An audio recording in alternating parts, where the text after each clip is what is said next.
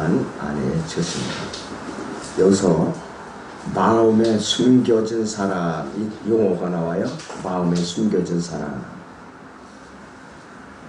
이것은 그리스도인으로 태어남으로써 자기가 죽었더니 다시 살아난 내면적인 새 사람이고 속 사람이 바로 마음에 숨겨진 사람이라고 말하고 있습니다.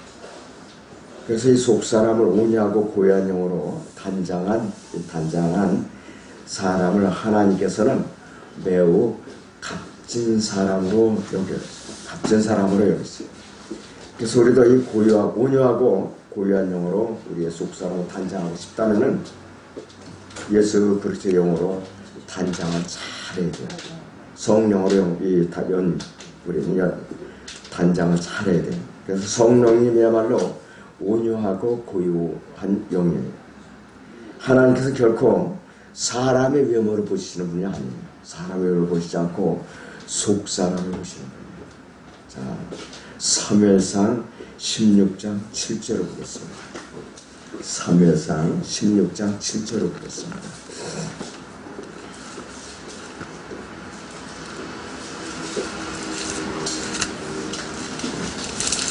사무엘상 16장 7절을 보겠습니다. 주께서 사무엘에게 말씀하시기를 그의 용모나 그의 심장을 보지 말라. 내가 그를 거절했음이라. 주가 보는 것은 사람이 보는 것과 같지 아니하나니 사람은 외모를 보나 주는 마음을 보느니라 하시더라 했습니다. 우리는 자칫하면은 사람의 외모를 보고 판단할 수가 쉬워요. 이 그리스도인 자체도 그래요. 우리는 그 사람의 내면에 그리스도의 향기가 어떻게 내뿜고 있나 그거를 볼 줄 알아야 돼요. 그건 성장한 사람만이 분별이 가능한 것입니다. 성장한 사람만. 자, 그리고 고린도 후서 4장 16절을 보겠습니다. 고린도 후서 4장 16절을 보겠습니다.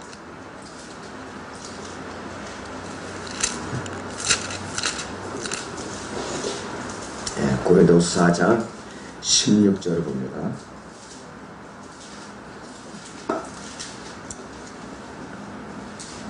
이런 까닭에 우리가 낙심하지 아니하노라. 오히려 우리의 겉사람이 썩어질지라도 우리의 속사람은 날마다 새로워지나니 이는 우리가 잠시 받는 가벼운 환난이 우리를 위하여 훨씬 뛰어난 영원한 영광의 비중을 이루어가기 때문이라. 이렇게 말씀을 하고 있어요. 우리는 잠시 잠깐이에요. 잠시 잠깐이라 했어요. 하나님께서 우리에게 우리의 외모에 관심이 없어요. 현명하고 신실한 그리스도인이라면은 사람을 결코 외모로 보지 않고 속에서 겉으로 은은히 배어 나오는 속 사람을 보고 평가할 줄 알아야 돼요. 저도 실수했고 여러분들도 많이 실수했을 거예요. 대부분이 외모만 보고 판단해요. 아, 저 사람 세련됐다. 아주 고상하다. 아주 신사적이다. 또 굉장히 아주 품위가 있다. 이렇게만 따질 게 아니라 그 사람 속에 그리스도의 인격이 잘 형성되어 있는가, 그리스도의 향기가 뿜어져 나오는 그러한 그리스도에 있는 사람인가, 이거를 보고 그 사람을 판단해야 돼요. 그래서 우리가 앞으로도 이거를 자세를 갖다가 잘 이제 유지하고 있어야 됩니다.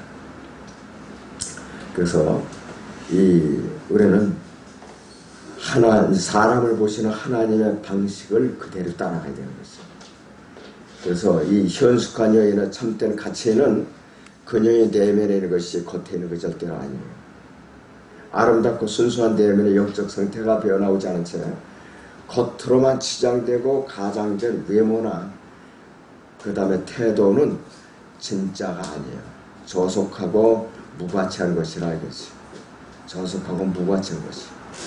자, 바울은 뭐라고 표현을 하는가? 바울은 디모데 후서를 잠깐 보죠.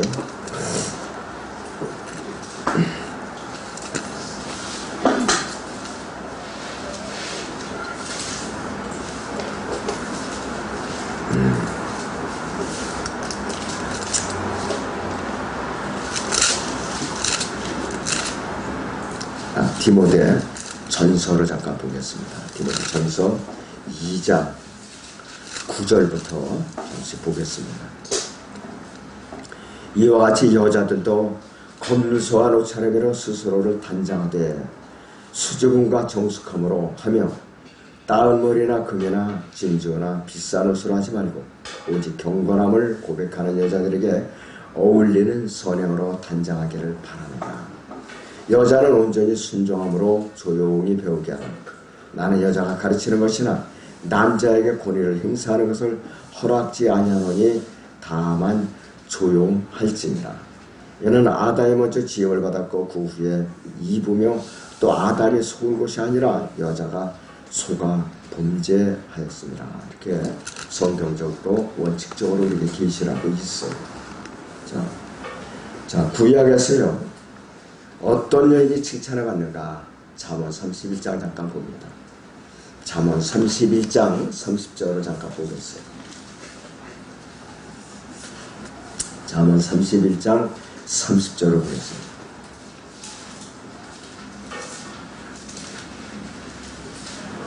호의도 고집되고 아름다움도 헛되나 주를 두려워하는 여인은 칭찬을 받으리라 했어요. 호의도 고집되고 아름다움도 헛되나 주를 두려워하는 여인은 칭찬을 받으리라 했어요. 주를 두려워하지 않는 여인은 주님께 칭찬을 받는 것이 아니라 회초리를 자주 맞지요.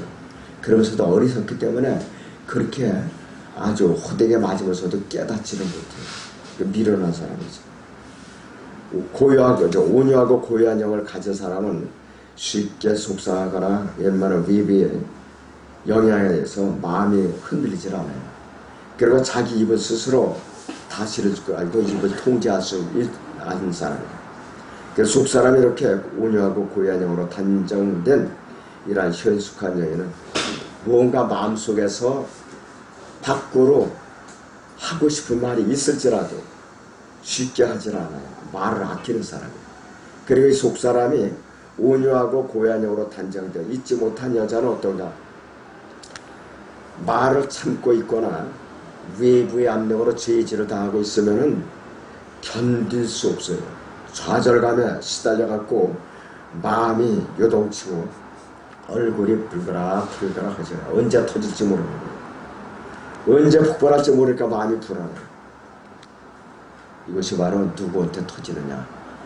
애꿎이가 자기 남편한테를 쏟아져. 그냥 남편한테를 불만이 쏟아진다 그랬어요. 그러니까 이제 다툼이 시작되죠. 그래서 한 가정에서 아내의 지나친 잔소리, 남편도 마찬가지지만은 어떻게 되느냐? 남편을 폭행자로 만들 수가 있다. 폭행자로. 남자는 잔소리를 즐겁게 듣는 사람이 거의 없어요. 저부터도 그래요. 이게 아담 안에서 아직까지 변하지 받지 못한 속성이고 주님께 들림받아야 고쳐지는 큰 병 중에 병이에요. 자, 그래서 자칫하면 어떻게 되느냐? 이제는 주먹이 나오죠. 드디어. 나중에는 어떻게 되냐? 그것도 양이한테 뭉둥이를 들고 또 이제 두들겨 패고 가정폭력이 완전히 일상화되고 아주 중증으로 다 변한다 이것이. 그러면은 두 부부 사이만 끝나면 되는데 그 아이들을 다 볼 거 아니에요. 아이들을 그걸 다 봐요. 그러니까 아이들도 상처를 입고 가정 전체도 분위기를 이제 잡치고 질서가 어지러워지는 거예요.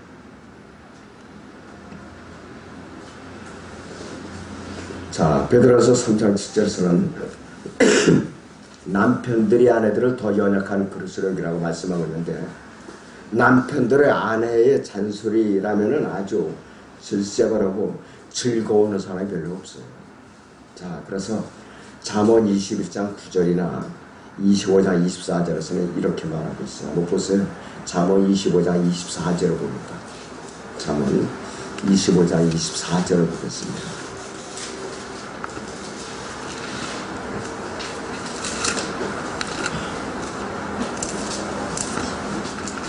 거기 보시면은 이렇게 말씀하고 있어요.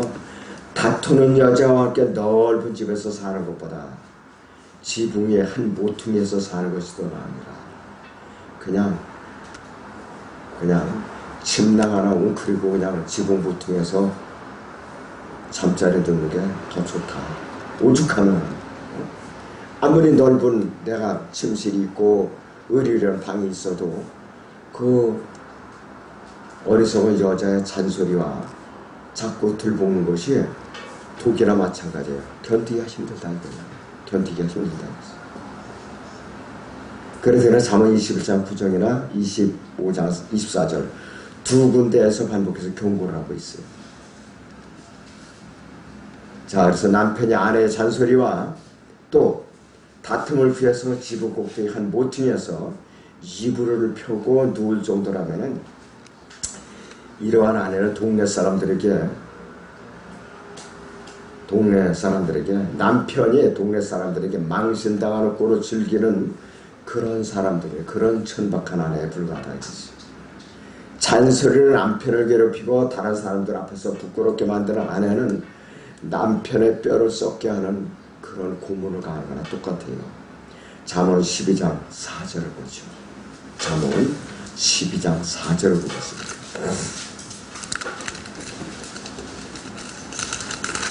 12장 4절을 보시면 현숙한 여인은 남편에게 면류관이나 수치를 끼치는 여인을 그의 뼈를 썩게 한 것 같으니라 이렇게 말씀을 하고 있어요. 현숙한 여인은 남편을 자랑스럽게 만드는 면류관이라고 말씀하고 있는데 아내가 남편에 대한 존경심을 잃고 남편도 아내에 대한 존경심을 잃으면은 개인적으로도 큰 문제이지만 공개적으로 바깥 사람들에게 알려져서 손가락질을 받게 되죠. 사회생활에 지장을 받아. 저 집이 뭔가 문제가 있는 가정이다. 저 집이 뭔가 문제가 있는 가정이다. 벌써 동네에 소문이 돌기 시작한다 이것이. 남편과 아내가 하루 24시간 1년 365일 한결같이 서로 존경하다는 건 거짓말이죠. 그건 불가능한 거예요. 자, 그런데 정도가 지나치면 이게 탈이라 이것이. 누구든지 어느 가정이나 부부들의 문제가 크고 작은 문제들이 다 안고 있어요. 그걸 잘 인내하면서 성경적으로 잘 인내하면서 견디고 감사하고 풀어나가는 사람들이 현명한 사람들. 국가적인 문제를 파고 들어가 보면은 대부분이 가정 문제예요. 대부분이 부부 문제예요. 그래서 한 사람 이제 국가에서 체포해가지고 형무소에 집어넣잖아요. 자, 형무소에 집어넣은 새끼 배기주의죠. 감세이죠. 감시하는 간수도 월급주의죠. 비용이 엄청난 거예요. 천문학적이에요, 그게. 만약에 그 사람이 장기 복역수 한 30년형을 받았어요. 그러면 그 사람을 지키기 위해서 그 간수가 30년을 이제 또 관리를 해야 되는 거예요. 그런데 가정에서 가정교육을 잘 시켜서 예방을 했다면은 국가적으로도 엄청난 예산제라고 하는 거예요. 국가적으로도. 그럴 때는 가정교육을 잘 시켜야 되는 거예요. 가정에서 삐뚤어지면은 나가서 국가에도 삐뚤어지는 행사를 하는 거예요. 군대 입대면 군대에서 총기난사를 사고쳐, 또 동료, 또 병사들을 때려, 또 여러 가지로 졸다가 또 이제 보초 쓰다 졸다가 철조망이 뚫려갖고 다른 전우들까지 다 죽게 만들어 여러 가지 사고가 따른다 이거지. 자기 남편에게 순종했던 예전의 거룩한 여인들은 하나님을 신뢰했던 여인들이에요. 하나님을 신뢰했던 여인들. 자, 베드로서 3장 5절을 보겠습니다. 베드로 전서 3장 5절을 보겠습니다.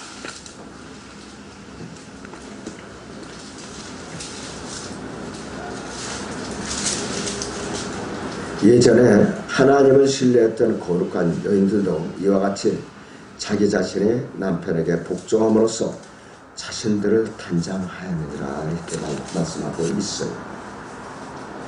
그들은 예전에 거룩한 여인들은 남편에게 순종하였고 그 순종으로 인해서 자신들을 단장했지만은 반드시 남편을 신뢰해서가 아니라 무엇보다도 하나님을 신뢰했기 때문에 남편에게 순종한 거예요. 자, 아브라함이 아내가 사라였었죠. 파라오 앞에서 누이 동생이라고 거짓말 하라고 그랬다고. 그러면 파라오가 자기 아내를 이제 잠자리에 이제 들 건 뻔한 사실인데, 그런데도 사라는 잘못된 것을 알면서 왜 순종하느냐? 분명히 이 일에는 하나님께서 개입해 주실 거다 굳게 믿었기 때문에 남편이 잘못된 걸 알면서도 순종한 거예요. 결국 하나님께서 개입해갖고 너 그 여자 건드렸단 네 생명 없다.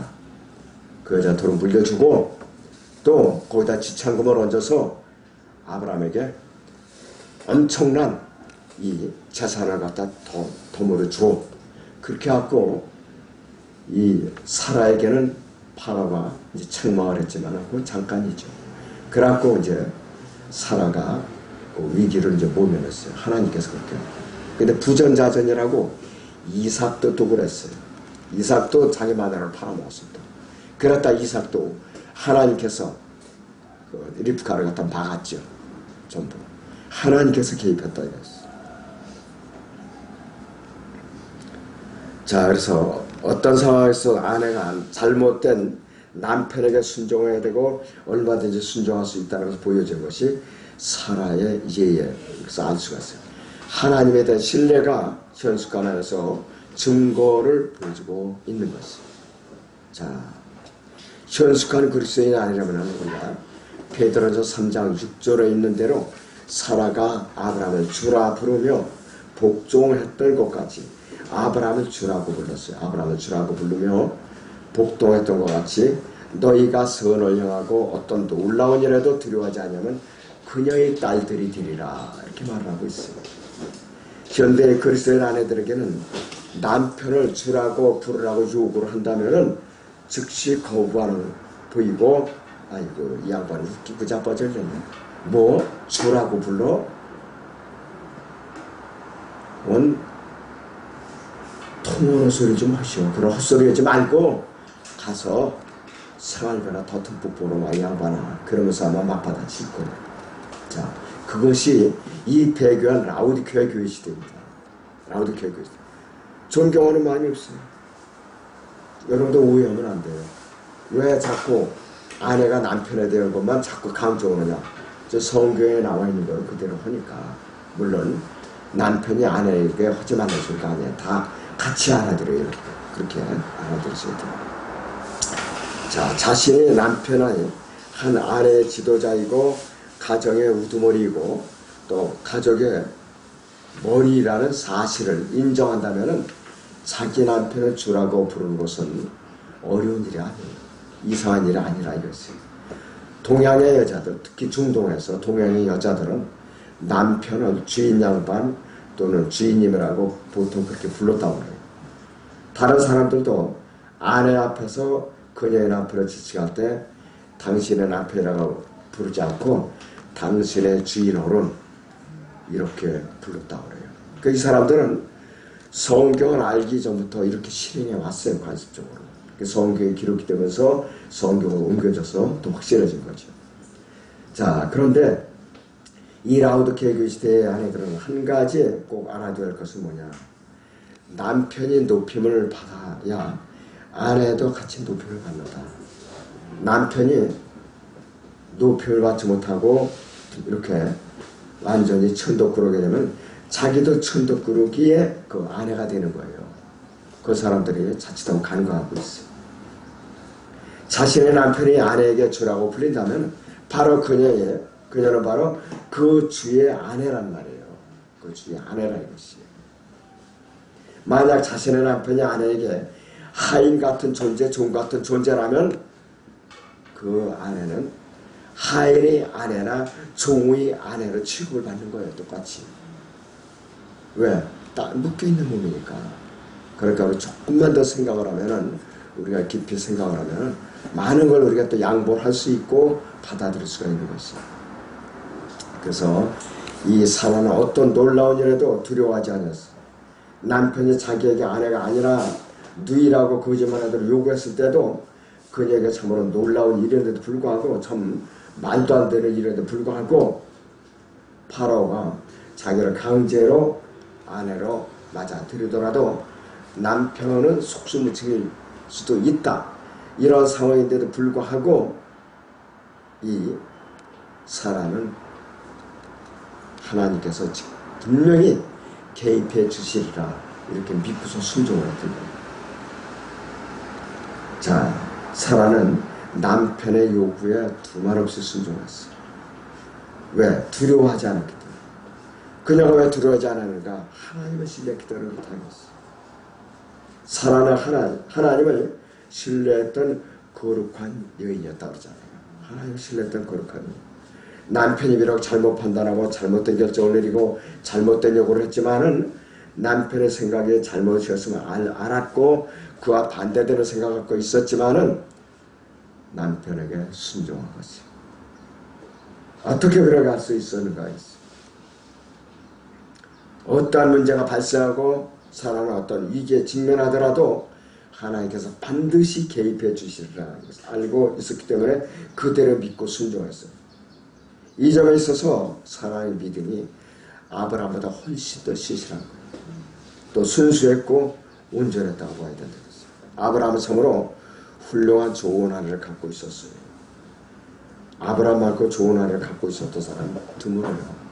욥은 그렇게 죽을 고생하라고 정말 또 아내가 하나님을 저주하고 죽으라 그리고 저주까지 퍼붓잖아요. 그 욥의 아내는 그게. 근데 아브라함의 아내는 차원이 다르죠. 욥의 아내. 그 욥의 아내는 욥기 42장 끝에 가면 언급된 게 없어요. 욥의 아내들은 어떻게 됐더라? 없어요. 롯의 아내도 소금기둥이 되었더라. 그 괴로운 언급이 없어요. 어떻게 되는지. 만약 이 시대의 그리스도인 아내들이 사람만큼이나 하나님을 신뢰하고 남편에게 복종하지 않는다면 이 시대의 그리스도인 아내들도 이 사라의 딸들 가운데 하나가 되게 충분한 자격을 이제 가지기 아주 훌륭한 여인이고 그들의 남편은 아브라함만큼이나 좋은 아내를 가진 남자라고 당당하게 말할 수가 있는 것입니다. 신약에서요. 사도 바울은 한 가정에서 남편과 아내의 질서에 대해서 정의를 내리고 있어요. 고린도전서 11장을 보죠. 고린도전서 11장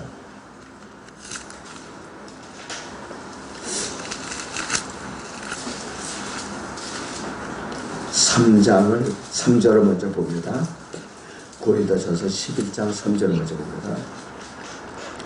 그러나 나는 너희가 알기를 원하노니 즉 각 남자의 머리는 그리스도시요 여자의 머리는 남자요 그리스도의 머리는 하나님이시라 했습니다. 또 7절 8절 같이 봅니다. 남자는 하나님의 형상과 영광이므로 마땅히 머리에 쓰면 아니 되지만 여자는 남자의 영광이니라. 이는 남자가 여자에게서 난 것이 아니라 여자가 남자에게서 났기 때문이요 남자가 여자를 위하여 창조된 것이 아니라 여자가 남자를 위하여 창조된 것이기 때문이라. 이렇게 말하고 있습니다. 자, 그렇다면 여러분들이 과연 이 시대에 우리가 그리스도인 아내로서 과연 내가 주님께서 오실 때까지 어떻게 처신해야 되는가 좀 깊게 다시 생각해보는 계기가 되시고